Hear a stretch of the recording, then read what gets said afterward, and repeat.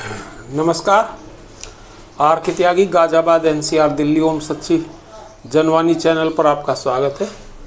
Channel को subscribe करें, video को शेयर लाइक कमेंट करें। वीडियो शेयर करने से रिटायरीज़ के इशूज़ दूर तक जाते हैं, public at large, all sections of society, all sections of political parties और गवर्नमेंट तक जाते हैं और रिटायरीज सभी रिटायरी साथियों तक तुम जाते हैं to motivate and mobilise them. साथियों, चैनल को सब्सक्राइब करने से हमारी बड़ी मदद होती है, हमारे चैनल का प्रचार प्रसार और विस्तार होता है। तो आपसे निवेदन है,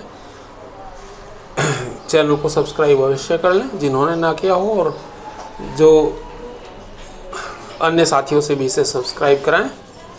ये इसका कोई पैसा नहीं है, फ्री ऑफ कॉस्ट है। ये चैनल के संबंध में बताया। इसके अलावा एक मैं आपको बता देता हूँ, मैं आप जैसा कि मुझे जानते ही हैं, पेंशनर एक्टिविस्ट हूँ। पेंशन की रिटायरीज़ के लिए पिछले 7-8 वर्ष से काम कर रहा हूँ और तमाम तरह के कार्यों के बारे में आप लोग मेरे अवगत हैं और मेरा चैनल भी आप देख ही रहे हैं कुछ दिनों से, काफ़ी दिनों से।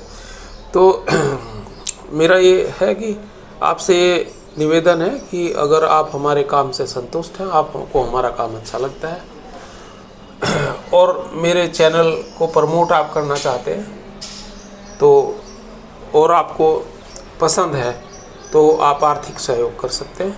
उसके लिए कमेंट सेक्शन नंबर 1 और 2 में मेरी अकाउंट डिटेल पड़ी है, फ़ोन नंबर पड़ा है। तो अगर चाहें तो स्वेच्छा अनुसार बिना किसी प्रेशर के बेझिझक आप उसमें आर्थिक अंशदान, आर्थिक सहयोग, आर्थिक योगदान दे सकते हैं। और अंत में मैं आपको अपना अकाउंट नंबर शेयर भी कर दूंगा। आइए वीडियो शुरू करते हैं।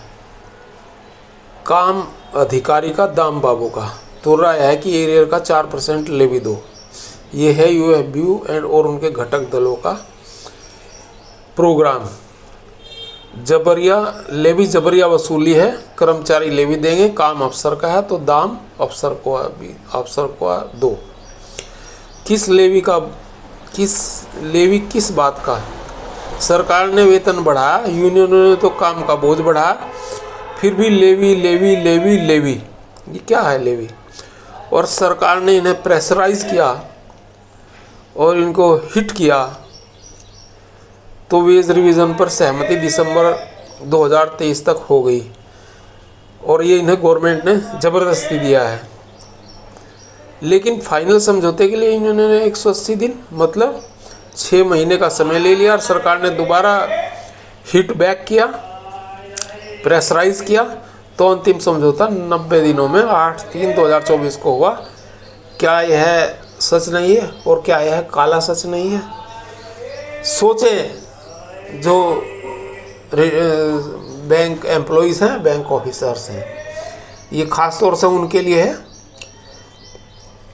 रिटायरी का तो इसमें इस बात पे लेवी पे इनका कोई जोर नहीं है, ना इन्होंने उनके लिए कुछ किया है, उनका तो नुकसान ही किया है इन्होंने। लेकिन वो सोचें जो सर्विस में लोग बाग बैठे हैं।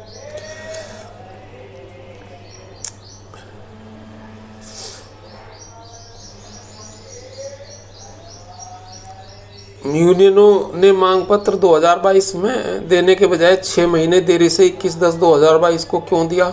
यूनियन ने कौन सी G20 सम्मेलन की तैयारी में जुटे थे? क्या इस हकीकत से मुंह मोड़ा जा सकता है? ये रिटायरीज एम्प्लॉइज़ के लिए कम और ना, और सर्विस वालों के लिए मैं आपको बता रहा हूँ। अधिक लेवी प्राप्त करने के लिए समझौतों को वर्षों तक रोके रखना कैसे उचित ठहराया जा सकता है? क्या अधिक महत्वपूर्ण है शीघ्र निपटान, बैंक कर्मियों का हित या लेवी? पिछला समझौता 3 साल की देरी से 11/11/2020 को हुआ, जबकि सरकार ने अपनी ओर से बैंकों को 11वें समझौते के लिए 6/1/2016 यानी कि समझौता की समाप्ति के 22 महीने के पहले बातचीत शुरू करने का निर्देश दिया था। लेकिन यूनियनों और IBI की मिलीभगत के कारण यह समझौता 42 महीनों की बातचीत के बाद 36 महीने की देरी से संपन्न हुआ और बैंक कर्मचारी 36 महीने की बकाया राशि पर 4% की दर से लेवी वसूल की गई। क्या यह असत्य है? नहीं, यह बिल्कुल सत्य है। 600 करोड़ की लेवी का धंधा है। इस बार वार्षिक वेतन भार 12,449 करोड़ रुपए है। 18 महीने का एरियर होने वाला है, यानी कि कुल 18,750 करोड़ रुपए से ज़्यादा का भुगतान करना होगा। इसमें 3,650 करोड़ रुपए कम करें तो शुद्ध बकाया 15,000 करोड़ होगा और 4% की दर से लेवी की रकम 600 करोड़ रुपए बैठती है। समझने वाली बात यह है कि समझौता लेवी का एक बड़ा धंधा है। आईबीए की मेहरबानी से समझौता दर समझौता फल फूल रहा है। समझौते कितने भी खराब क्यों ना हो, लेकिन यूनियनों के लिए बड़ी लेवी की सौगात सुनिश्चित कर देते हैं। यूनियनों के खातों में करोड़ों रुपए की धनराशि है और उनके पास ऐसा कोई काम नहीं है जिसके लिए बड़ी वित्तीय लागत की आवश्यकता हो। आंदोलन खत्म हो गए हैं या लगभग खत्म है। उत्पीड़न अभूतपूर्व ढंग से बढ़ा है। नेता लोग भय के प्रतीक हैं। बड़े नेताओं की तो बात ही छोड़ दें, यहाँ तक कि छोटे नेता भी अब हवाई यात्रा करते हैं, 5 सितारा होटलों में रुकते हैं, संघ के खर्च पर खाते पीते हैं। यूनियन अब सेवा संस्थान नहीं रही है, ऐसा व्यापार है जहाँ बेहिसाब उपयोग के लिए शानदार धन जमा किया जाता है। लेवी तब लगाई गई थी जब यूनियनों के पास धन नहीं था। यूनियनों के पास सैकड़ों हजारों रुपए का बैलेंस होता था।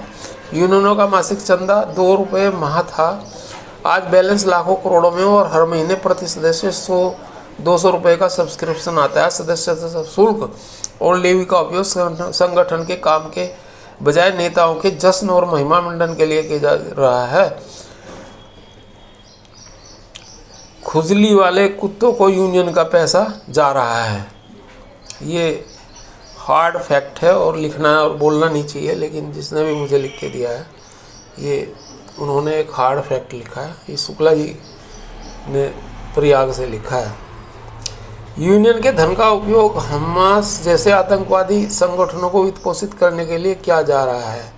यूनियन निधि का उपयोग वाम रुझान के खुजली वाले हॉट स्पॉट कुत्तों के लिए किया जा रहा है। ये थोड़ा सख्त है, ये नहीं यूज़ होना चाहिए, लेकिन उनकी ऐसी भावना है और कहीं ना कहीं इसमें भावार्थ भी छिपा है। भावार्थ देखिए, ये तो सभी जानते हैं कि भारत में वामपंथियों की हालत खुजली वाले कुत्तों जैसी हो गई है। बैंक कर्मचारियों को से सब्सक्रिप्शन और लेवी इकट्ठा करना और उसे इन खुजली वाले हॉट स्पॉट डॉग्स को देना कहाँ तक उचित है। वामपंथी दलों को का राष्ट्र विरोधी रवैया किसी से छिपा नहीं है और वामपंथियों का संबंध पाकिस्तान, चीन आदि भारत विरोधी देशों से है।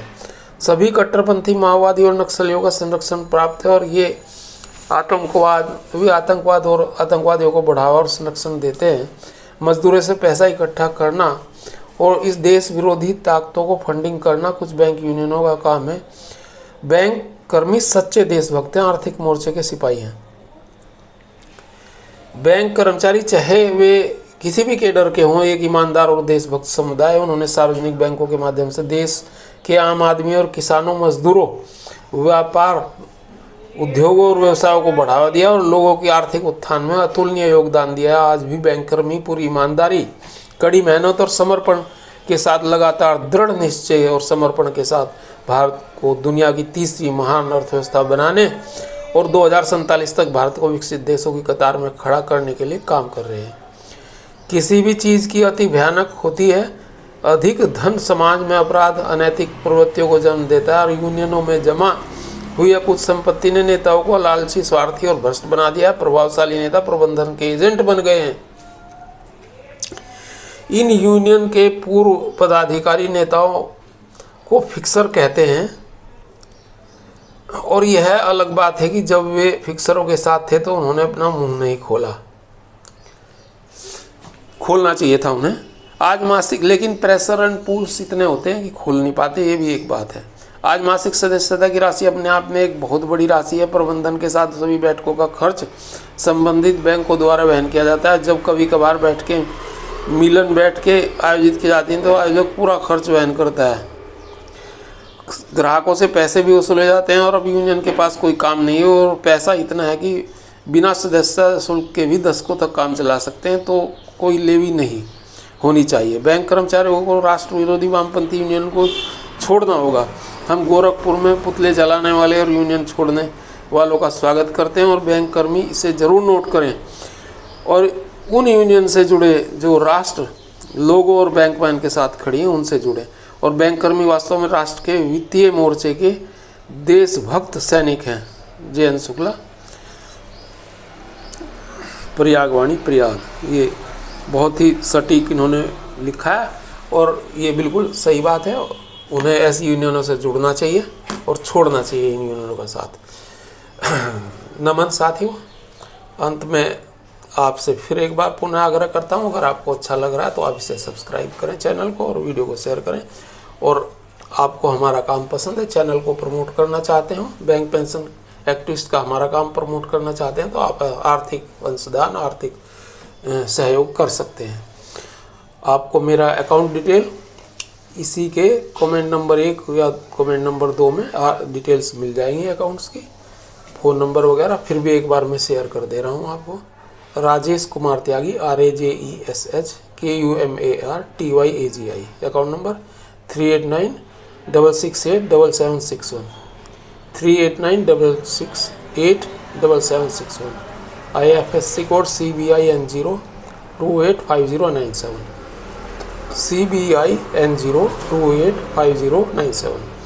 Central bank of India, Kaushambi Ghaziabad, KAUSHAMBIGHAZIABED, KAUSHAMBIGHAZIABED, Kaushambi Ghaziabad. और मेरा फ़ोन नंबर है 8588898205, 8588898205।